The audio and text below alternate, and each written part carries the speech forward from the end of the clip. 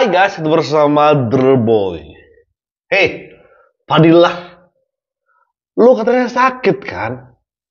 Lu katanya kecelakaan motor kan? Lu kok nongol di sini ketimbang lu nongol saat dipanggil polisi? Kita akan hormati pemeriksaan polisi. Gaya lu gede banget, udah tua, gaya gede. Nampak banget lo pengen nebeng di kasus ini, pengen supaya diundang warawiri ke TV-TV, warawiri ke TV-TV nasional. Gak bisa. Lo wajib mempertanggungjawabkan. Kemarin sudah saya tampilkan dosa-dosamu ke Jokowi. Banyak banget menggantung Jokowi, memenjarakan Jokowi, memakzulkan Jokowi. Menggantung apa? Menangkap. Iya. Sekarang lu nongol di sini, nggak bisa. Tapi kita bahas dulu. Lu kemana kemarin? Apa yang terjadi sebenarnya? Dan aku penasaran juga pendapat Pak Susno di kasus ini apa. Kita bahas dan dia Resi. Saya dengar kabar saya dengar kabar di awal Pak Rizal Anda sempat tidak bisa datang dalam panggilan polisi karena kecelakaan. Kondisi Anda sekarang bagaimana Pak? Ya masih belum normal jalannya karena kaki yang kena tabrak. Oke. Jadi tapi kan sekarang udah diperlukan itu. Nah, dalam pemulihan hasil pemeriksaan rumah sakit beberapa hari katanya istirahat dulu. Oke, akhirnya kan hanya 3 rekan Anda yang pakai BPJS nggak kau? Jangan kau pakai BPJS, Fadilah. Gaya ke rumah sakit, paling puskesmas, ada paskes kelas berapa? Jangan-jangan kau dibayar APBN, BPJS-mu gratis. Kayak kau ketabrak, kurang stabil jalan, kau bilang mau ngejar sampai dapat Pak Jokowinya, ini udah pincang, ini udah sengklek. Memenuhi panggilan di Polda Metro Jaya waktu itu kan ya Pak ya. Kalau Anda yang Anda dengar waktu itu dari 3 rekan Anda yang diperiksa kemarin, apa-apa saja diperiksa Pak? Apa keterangan yang disampaikan atau hal apa yang digali? Ya saya kira mengenai TPUA-nya sendiri gitu kan, kompetensi waktu mengajukan pengaduan itu legal standing lah. Kemudian juga terkait dengan pasal-pasal yang dilaporkan gitu oleh Pak Jokowi, masalah 310, 311, dan 27A sampai ke 32, 32, 35 Undang ITE. Saya kira masalah substansinya itu gitu ya. Di samping juga beberapa podcast dari TPUA yang menyampaikan tentang sampai ke proses berangkat ke Yogyakarta, ke UGM dan ke Solo tempat kediamannya Pak Jokowi untuk mencari informasi skripsi dan ijazah. Dan konteksnya waktu itu pemeriksaan sudah status sebagai saksi atau polisi cuma minta klarifikasi ke 3 teman Anda itu Pak? Masih klarifikasi, walaupun disebutnya sebagai saksi di dalam panggilan itu, tapi intinya klarifikasi kan, yang disampaikan di Polda waktu itu ya? Polda Metro ya. Jadi saksi untuk klarifikasi lah, itu mudahnya Pak. Oke. Datang kau. Kami juga terima foto Pak. Ada foto yang menunjukkan ini Anda diperiksa. Kami nilai ya, ini diperiksa di Barreskrim. Dan saya coba tampilkan juga fotonya. Ini dia Pak. Mungkin apa yang bisa Anda dari foto ini? Ini pemeriksaan kapan waktu itu dan di mana persisnya? Hal apa yang Anda sampaikan saat itu juga Pak? Ini berkaitan dengan tindak lanjut dari pengaduan masyarakat yang disampaikan oleh TPUA gitu kan. Jadi kami yang mengadukan tentang dugaan skripsi dan ijazah palsu Pak Jokowi. Kemudian kami dipanggil gitu dalam rangka lidik ya, sesuai dengan SP lidik 1007 tahun tanggal 10 April. Jadi beberapa orang sudah diminta klarifikasinya juga gitu ya untuk menyampaikan maksud dari pengaduan masyarakat yang dilakukan oleh TPUA. Saya kira itu, dan di sana ya dipertanyakan banyak hal gitu kan, di samping legal standing tadi, pasal juga ya yang disampaikan 263, 266, 264 pemalsuan dan undang-undang Sisdiknas pasal 68 yang kita usulkan tambahan 69 berkaitan penggunaan ijazah dan gelar palsu gitu. Oke. Sebentar ya, mungkin ada beberapa yang nggak paham ya. Kenapa sih pemeriksaan Dumas, ya, aduan masyarakat yang TPUA alamatkan di Barreskrim, kenapa sih harus ada butuh legal standing? Ya, ini saya kasih tahu. Legal standing itu dibutuhkan karena ini perkara perdata, by the way ya. Tapi saya nggak mau fokus ke situ. Saya mau fokus, mereka semua ini takut untuk mengatakan saya yang berkepentingan. Mereka takut bahwa ini seharusnya kalau enggak jadi aduan masyarakat, harusnya mereka berani kan mengatakan saya yang melaporkan Jokowi. Kenapa mereka nggak berani? Mereka takut case yang sama dialami oleh Suginur, Bambang Tri. Makanya kita dorong mereka, berani nggak? Ada yang mengaku siapa sih legal standingnya? Ya kita minta aja Padilah.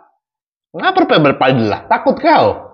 Kan kau yakin? Tangkap, gantung.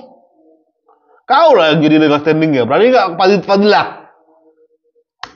Bang Silvester begini, polisi kan sekarang lagi proses nih laporan pencemaran nama baiknya Pak Jokowi. Sementara di sisi lain juga masalah kepastian soal tudingan ijazahnya Pak Jokowi ini masih nunggu hasil laboratorium forensik. Menurut Anda ini akan jadi tantangan atau sebetulnya bisa lekas ditemukanlah titik terang atau bisa clean and clear kasus ini?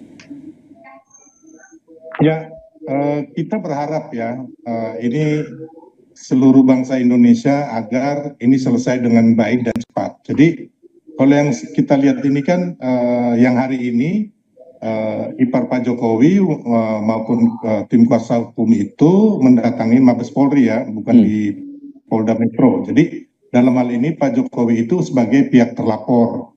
Yang melaporkan adalah tim dari TPUA. Ya kira-kira begitu ya Bang Rijal ya? Ya betul Pak Silvester. Ya, jadi itu kan Pak Rijal juga udah mulai bulan April. Jadi sebenarnya ini udah lama. Kalau nggak salah itu sudah banyak pihak juga yang dipanggil untuk menjadi saksi. Yeah. Dan yang pelaporan Pak Jokowi itu baru di tahap juga penyelidikan, tapi masih baru ya. Jadi intinya kita senanglah bahwa Pak Jokowi sendiri yang akhirnya sebagai pihak lapor mau dengan sungguh-sungguh agar ini masalah ini cepat selesai. Beliau diwakili oleh ipar dan juga pengacaranya membawa ijazah asli beliau ya. Jadi ini saya pikir sama-sama saya juga berharap teman-teman yang melaporkan juga menyambut dengan baik. Jadi kita lihat saja nanti pihak Mabes Polri yang mendalami hal ini, termasuk juga nanti tim laboratorium forensik Mabes Polri bisa benar-benar akhirnya mendapatkan hasil yang kita harus hormati nantinya gitu mengenai keabsahan daripada ijazah palsu yang dituduhkan. Masih ada 10% itu tadi yang dibilang oleh polisi masih akan diusut. Tapi begini juga, ya. Pak Susno, kalau Anda di kepolisian waktu itu, dengan konteks ada dua kasus seperti ini, satu masalah tudingan ijazah, kemudian sudah ada laporan juga masalah pencemaran nama baik. Sesungguhnya mana yang harus bisa dibuktikan lebih dulu, masalah tudingan ijazah ini atau masalah pencemaran nama baiknya? Bukan itu, kau tanya dulu. Pernah terjadi case yang serupa nggak di masa lampau? Karena setahu saya cuma ini doang. Ulah siapa? Ulah ini.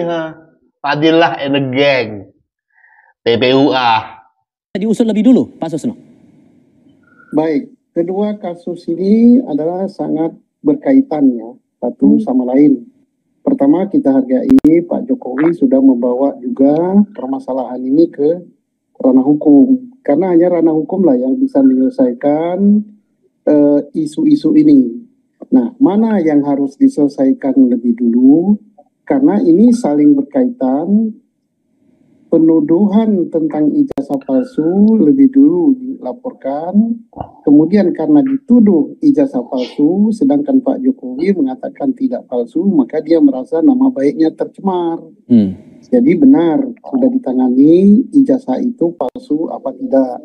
Dan membuktikan itu palsu apa tidak, itu tugas daripada penyidik, bukan melalui perdebatan di luar. Nah, penyidik membuktikan itu tidak terlalu sulit, ya. Kenapa?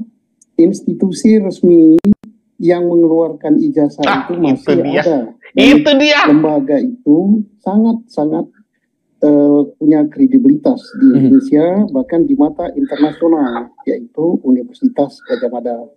Tentunya dia adalah saksi pokok untuk menentukan, untuk menjelaskan itu palsu apa tidak. Setelah itu baru saksi-saksi orang gitu. Nah, saksi orang siapa? Kan ada dosennya, saya yakin dosennya Pak Jokowi kalau dia kuliah di situ masih ada yang hidup. Kemudian tenaga administrasinya mungkin masih ada yang hidup.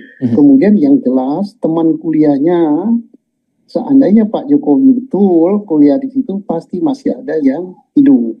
Sehingga tidak perlu ada yang dikhawatirkan bahwa kasus ini bakal lemah atau tidak, begitu ya? Ya, polisi sangat profesional untuk menyelidiki, pas lagi masalah pemalsuan ijazah. Nah, kalau kita tidak percaya sama polisi, tidak percaya sama UGM, ya kemana lagi kita membawa ini?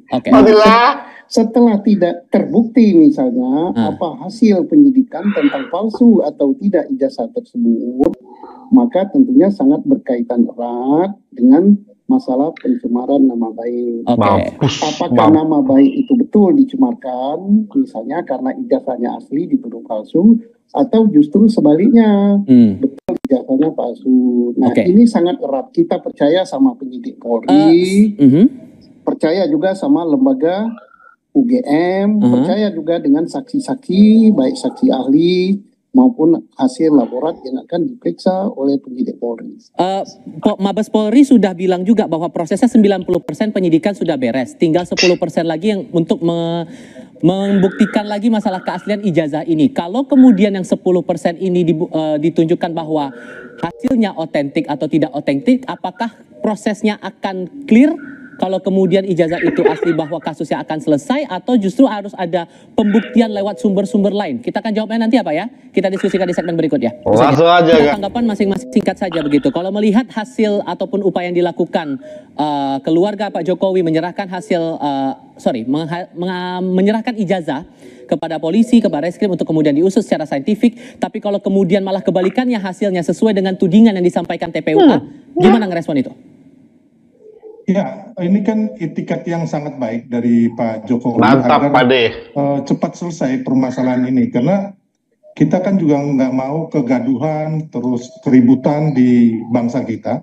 Kita perlu kesatuan dan juga sama-sama kolaborasi untuk membangun bangsa. Agar residu-residu yang tidak perlu ini, ya kan, kalau udah selesai ini, biar kita bisa bergandengan tangan gitu loh. Karena kita sangat membuang energi ya untuk hal yang menurut saya itu kan tidak berdasar ya, tapi nanti kembali lagi pembuktian itu akan dilakukan di Barreskrim dan di pengadilan nantinya. Ya, kita lihat itu. Tapi sebagai anak bangsa, saya berharap masalah ini cepat selesai, di bangsa kita terjadi kesejukan, tidak ada ribut-ribut, karena tantangan ke depan kita dalam geopolitik dan ekonomi dunia ini sangat menentu, dan kita benar-benar perlu adem gitu, perlu senior-senior ya kan, aktivis semuanya bersatu untuk membangun bangsa di bawah pemerintahan Pak Prabowo dan Mas Gibran.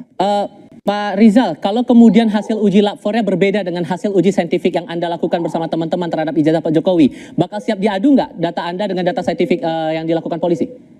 Ya, saya kira harus diadu. Makanya bagaimana kita membangun sebetulnya transparansi ya dari uji forensik itu. Ini agak spesifik kasus ini gitu kan, menyangkut seorang mantan presiden Republik Indonesia.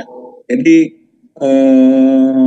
bagaimana agar kepuasan hasil uji forensik nanti bisa diterima oleh publik yang secara saintifik gitu. Oleh karena itu saya kira nanti bagusnya memang di samping di samping Barreskrim sendiri melakukan uji forensik, melibatkan gitu kan para ahli yang kira-kiranya meragukan pada awalnya atau melakukan uji saintifik lain sehingga clear gitu kalau menurut saya. Misalnya Pak Rismon atau Dr. Roy Suryo ikut gitu dalam proses itu. Ngapain? Orang dia tersangka kok dia ikut. Kau cari ahli yang lain. Orang dia tersangka kok malah sok-sok ikut ngecek. Gaya kau Fadilah, kemarin kau bilang kau tuduh Jokowi kodok lumpuh. Sekarang kau yang kodok lumpuh kau, mampus gitu kau. Betul loh. Kemarin dia bilang kodok lumpuh Pak Jokowi. Sekarang kakinya lumpuh. Gak lumpuh sih. Cengklek dikit. Tapi kena karma atas mulutmu kan. Sekarang kau bilang harus diuji forensik secara transparan. Sampah. Kau harus dengar omongan Pak Susno ya. Ini nggak sulit, ini mudah. Kau harus cek di mana tempat ijazah tersebut diterbitkan. Ya berarti UGM. Kau tanya rektornya. Dosen-dosen waktu itu masih mengajar. Kau tanya teman-teman Pak Jokowi. Semua sudah diarahkan, tapi atas kebebalan makhluk ini, ya, makhluk ini and the gang jadi seruat ini. Mereka bilang ada yang lebih gak ruwet, yaitu Jokowi tunjukkan aja ijazahnya. Ijazah kepala Pak Mupeang. Ijazahnya. Kalau aku tuduh kau misalnya, Parjo, kau ini wanita Parjo. Mau gak kau langsung kau buka kemaluanmu? Otak-otak nggak dipakai ini. Simple kan? Ya simple. Untuk membuktikan kau itu cowok cewek, tinggal buka aja kemaluanmu. Kau mau nggak? Pasti nggak mau kan?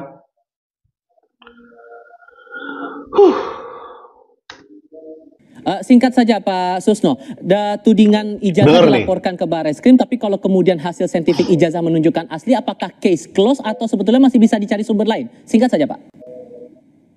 Untuk menentukan asli apa tidak, bukan saintifik saja, saintifik laborat saja ya, saksi ya. Yang paling urgent itu adalah lembaga yang mengeluarkan. Yes. Lembaga yang mengeluarkan, kemudian saksi lain ditambah hasil laborat. Kalau itu misalnya asli, maka berpengaruh juga terhadap laporan yang disampaikan di Polda Metro tentang pencemaran nama baik.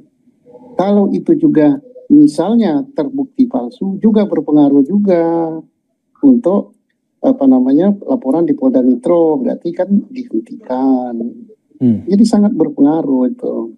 Dan pembuktian hal ini, saya mantan penyidik ya, sangat gampang karena lembaganya masih ada kok. UGM-nya ketawa lagi kau.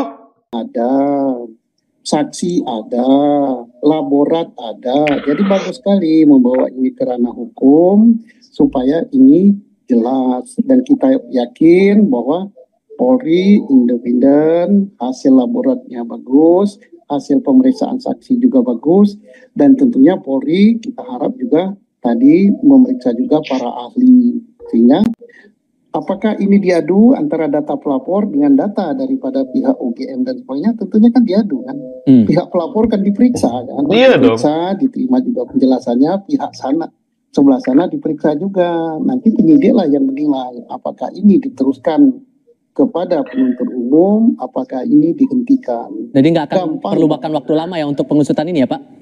Tidak. Oke, kita masih tidak lama lagi, Fadila.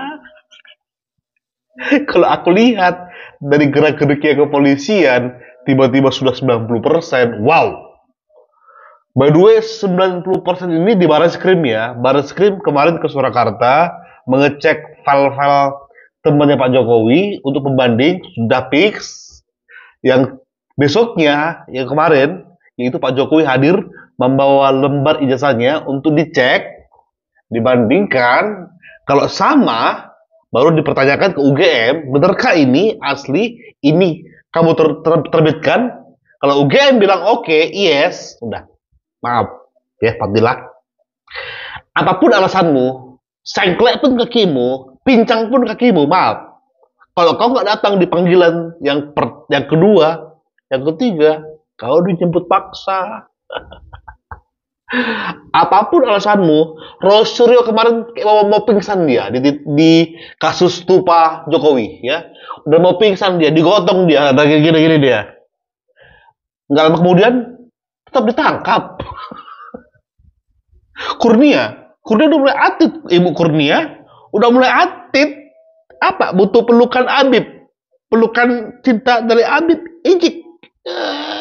Tetap di penjara Ibu Kurnia, tetap ditahan. Jadi jangan bernarasikan kalian semua ya. Ini kriminalisasi. Kok tiba-tiba ada undang-undang ITE yang dijerat? Memang dari awal pengacara Jokowi mengatakan undang-undang ITE kalian juga dikenakan. Ini lebih dari 10 tahun, makanya wajib ditahan di kepolisian. Kalau itu terjadi, inilah untuk kalian semua.